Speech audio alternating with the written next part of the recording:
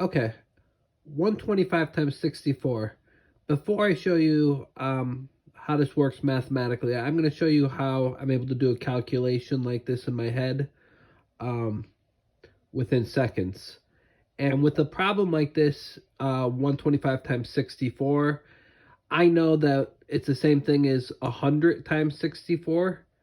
Because if 64 people gave me $100, I'd have $6,400. But it's not 100 times 64, it's 125 times 64.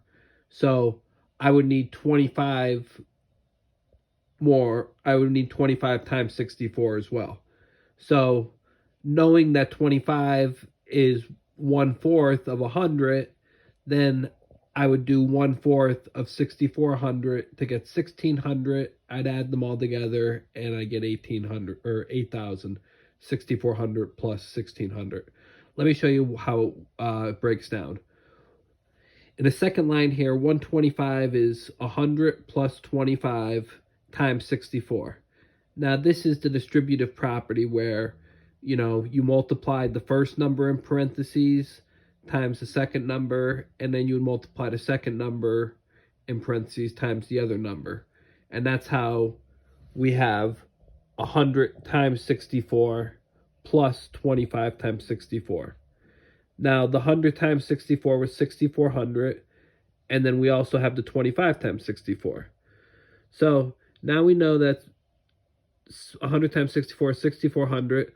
Let's see what 25 times 64 is out of 100 times 64.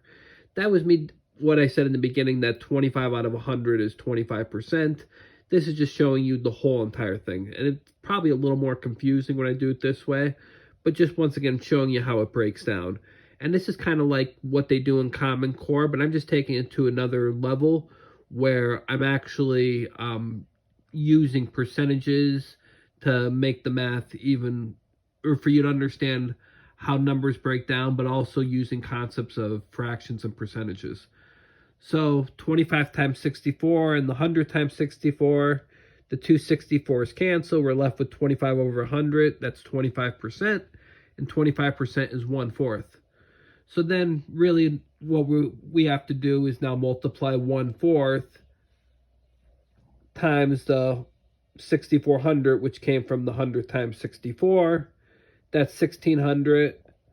And then therefore, 125 times 64 was the 6,400. That came from the 100 times 64. The 25 times 64, that was one fourth of the 6,400. That's why it's 1,600, and that's why it's 8,000. Alternatively, another way to look at these numbers is if you have something like this, I also sometimes do things like this in my head.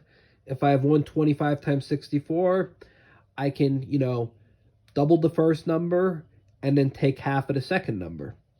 And I'm going to do that until I get numbers that are the easiest for me to multiply in my head.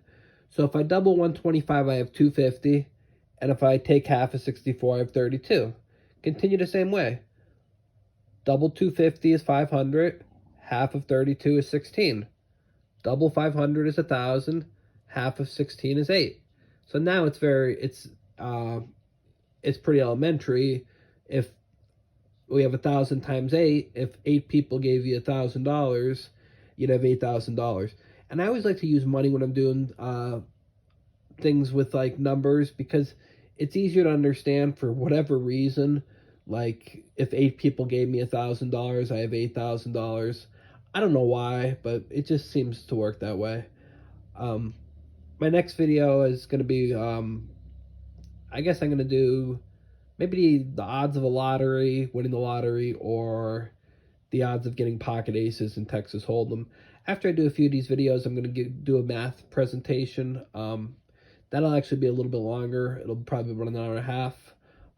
Teaching about 3 hours worth, not in less than 2 hours. I'll teach you 3 years of applicable math, whether you learn in pre-algebra, algebra 1, algebra 2, how to solve an equation. I'm not going to teach you how to graph lines, but I'll give you all the tools you need to solve an equation while applying it to the most useful applied mathematics there is, calculating interest on a home loan, which could potentially save you tens of thousands of dollars in the long run, while also getting your kids interested in math by seeing the real world application of why they're learning what they're learning in algebra, and getting kids interested in problem solving, not just for mathematical purposes, is such a critical thing in life, because life is all about problem solving, and mathematics is just a great way to do that.